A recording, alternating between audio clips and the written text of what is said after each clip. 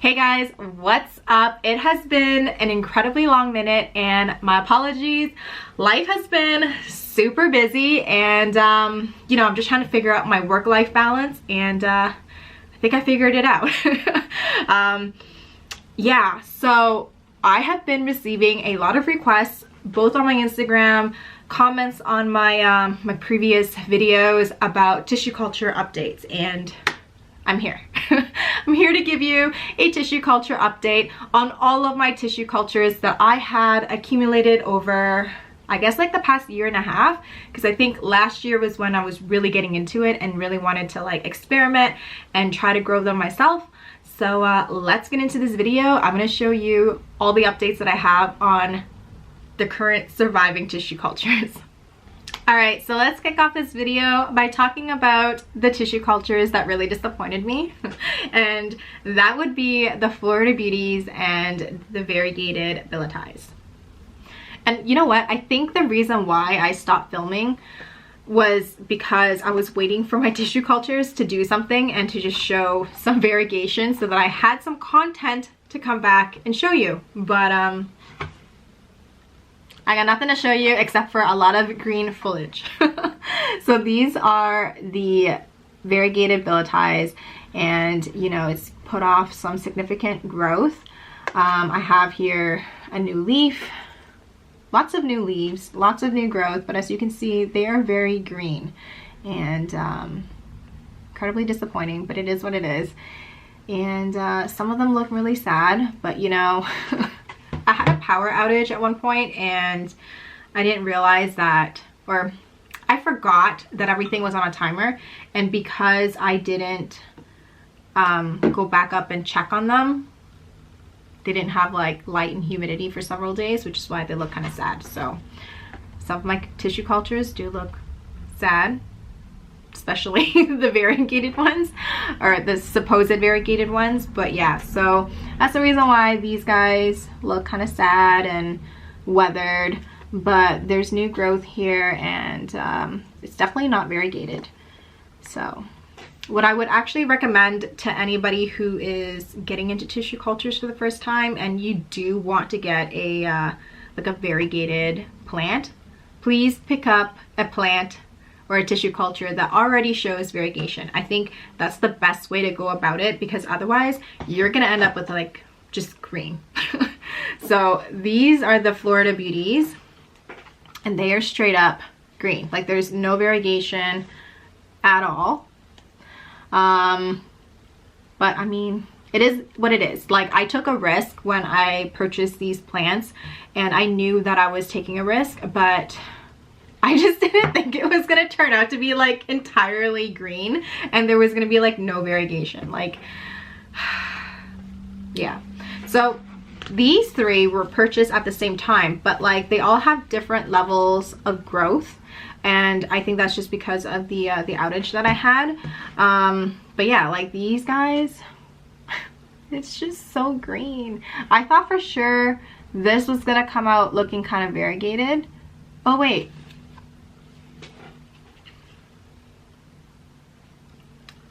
I think there's some variegation on this Florida Beauty. What? Okay, hold on. I don't know if the camera's gonna pick it up. Do you see it right there?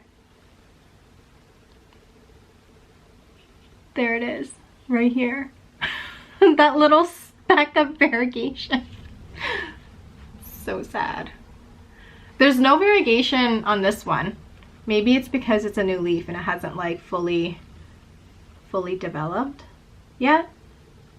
I don't know. If it is variegated, I'll post on my Instagram. But yeah, I'm really surprised. This one leaf has a little bit of variegation. It's not significant, but I mean, it has potential. Maybe. I'm not gonna hold my breath like at all, because my point is that when you're purchasing the tissue cultures that are still, you know, there's like no variegation at all, you're more than likely to end up with something that looks like these, right?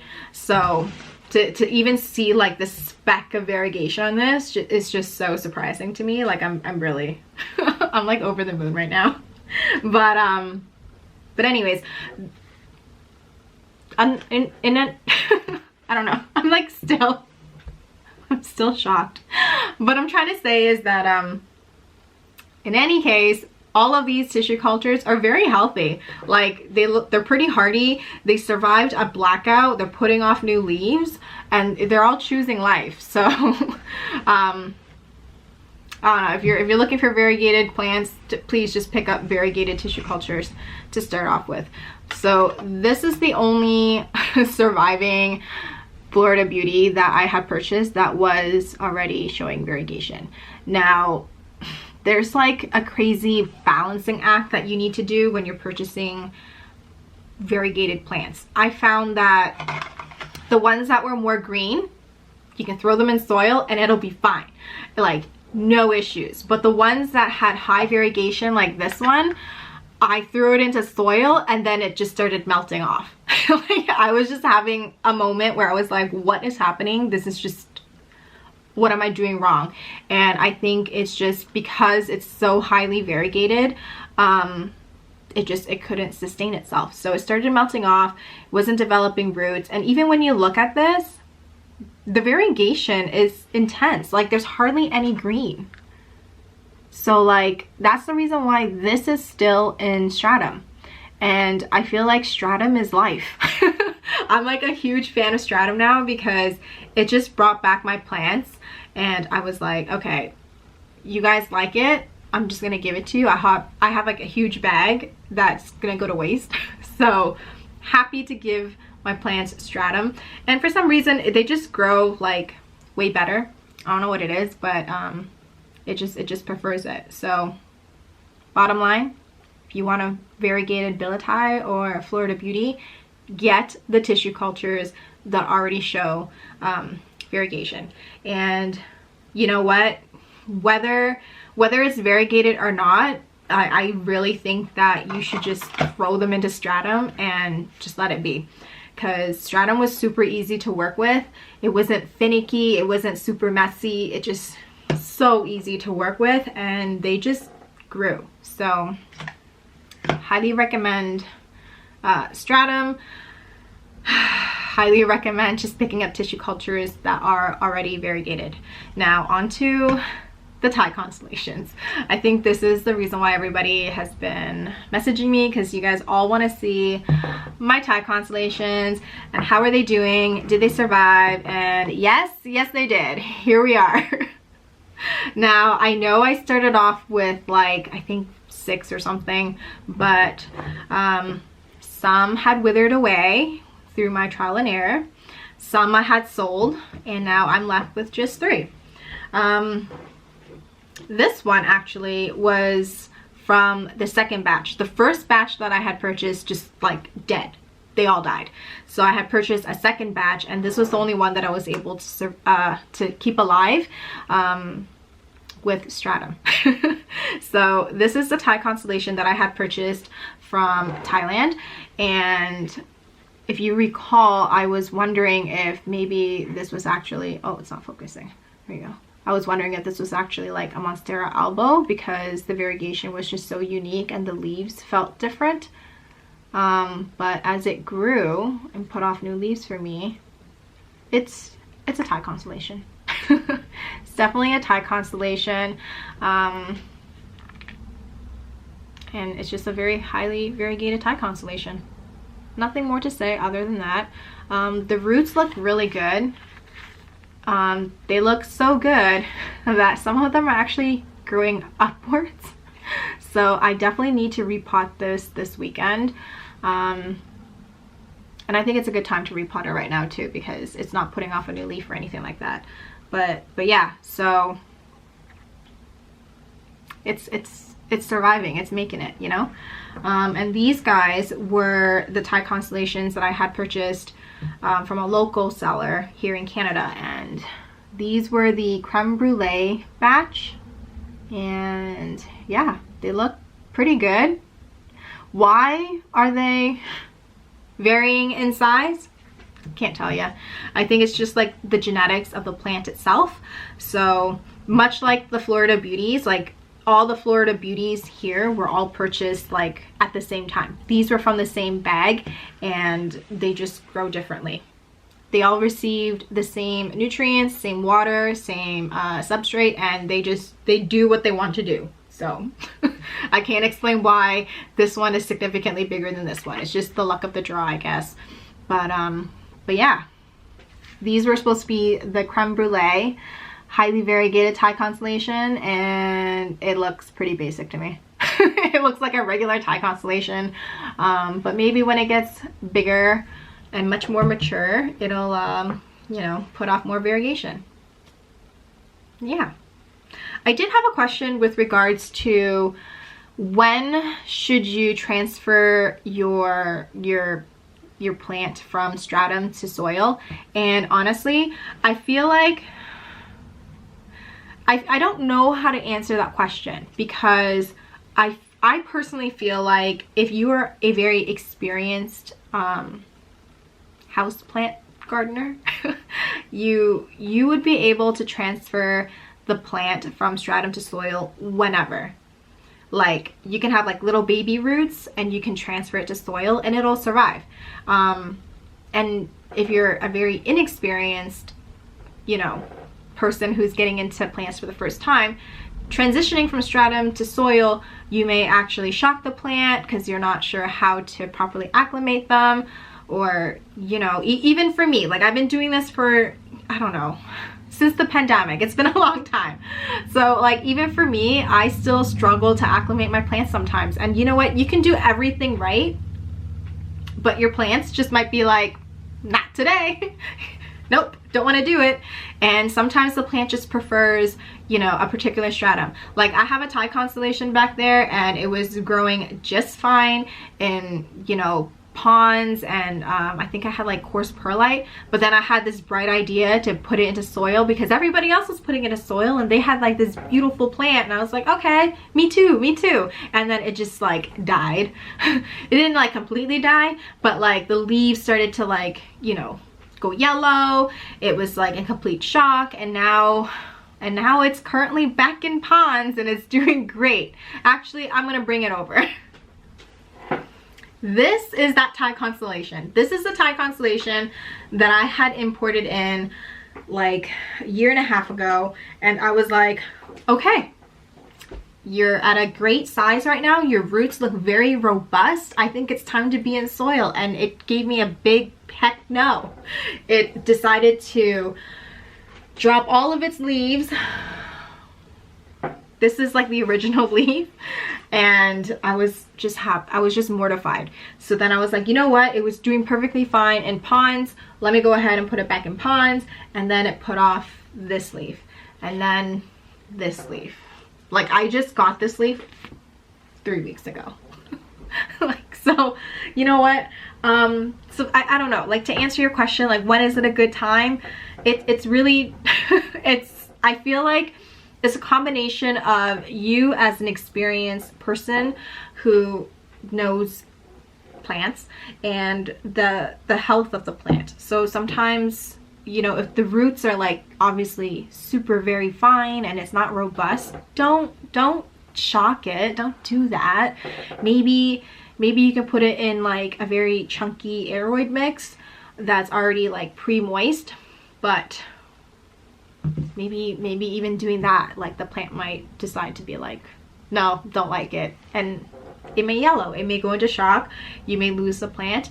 But you know, I feel like through the years of growing houseplants, I feel like when you get a plant for the first time, that is when you should decide what substrate that you want the plant to be in, because once it's in that substrate, it's gonna choose to grow, and you know, you only have to go through the acclimation process once, as opposed to like putting it in soil and then deciding, oh, you know, I feel like transitioning to semi-hydro, and then you put it through, you know, the process of going through semi-hydro, and then it's gonna drop its leaves, and you know, that's normal because now your roots are different. It's like soil roots to semi-hydro, so it's like it needs water roots, and they look different. Like they look very different.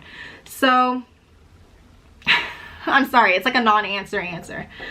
Just when you get your plant for the first time, decide right then and there what you want to do.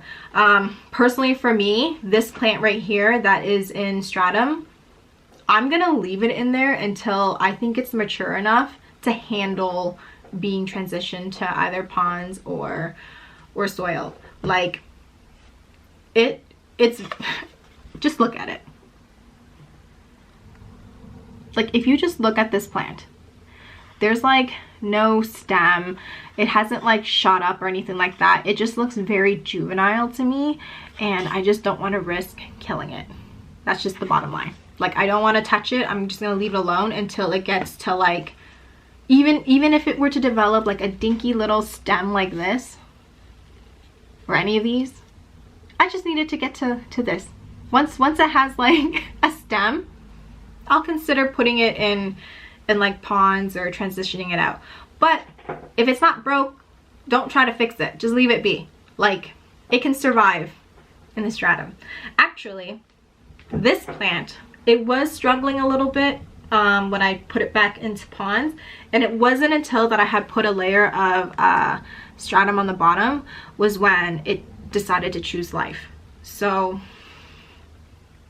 yeah, I'm sorry. I feel like I'm just giving like a non-answer answer, but y'all want an update? This is the update of my tissue cultures. Oh, I do have another set of tissue cultures that I have been completely neglecting. I'll be right back. This is my bag of calatheas. I think that's what they are. The seller had actually gifted me these calatheas. I think because I had struggled with the tissue cultures, so she gifted these to me, and they've been like super neglected. I think it's been in this bag for like 6 months now, and I haven't really opened it till today, but it's doing great. There's its new leaf. It's doing great. I haven't watered it. I haven't done anything other than just repot it into stratum. But I'm trying to see if I can show you the little hairs of roots. So here we go. Okay, so you see these little fuzzy things right here? These are little baby roots. It is definitely like this tissue culture right here is not ready to be repotted in anything. It needs to stay here until it develops like a little bit more of a robust system before I can consider transitioning it into anything. So I guess to answer the question, to give some sort of guidance, personally for me, I would just wait until the roots look healthy. Like this little hair-like thing, I would not even, no, would not even consider transitioning it to anything. I actually think that this Florida Beauty right here probably has like little hair-like roots that are very similar to this right here, and I'm just not gonna risk it. I paid too much money. There was too many of my tissue cultures had been sacrificed for this experiment, so I'm gonna let it be. Maybe what I'll end up doing is when it gets a little bit taller, when it looks a little bit more mature, what I will end up doing is something very similar to this Thai constellation, where I had kept some of the stratum and mixed it in with the soil mix. That's actually what I did with these Thai constellations. I made sure that there was still whatever stratum that was still kind of like hanging on to the roots, I just let it be. I didn't like try to remove it. I actually sprinkled more stratum into the soil mix so that like it was happy. So it's like the only advice that I could give you guys right now. But otherwise, yeah, that was like all the updates on my tissue cultures. There was a lot of sacrifices when I had purchased the Thai constellations, but the techniques that I had, they worked. But if I were to do it all over again, I would just stick with Stratum. Super easy, very easy to work with. The cleanup was just a breeze, and you know, it clearly works. And yeah, if I were to do it again, I would pick tissue cultures that already show high variegation. Not like super high variegation, because that's when you run into the issue of it melting off. But if you put it in Stratum, maybe that'll prevent it from melting off. But yeah, hope you guys enjoy this video, and I will see you guys in the next one. Bye.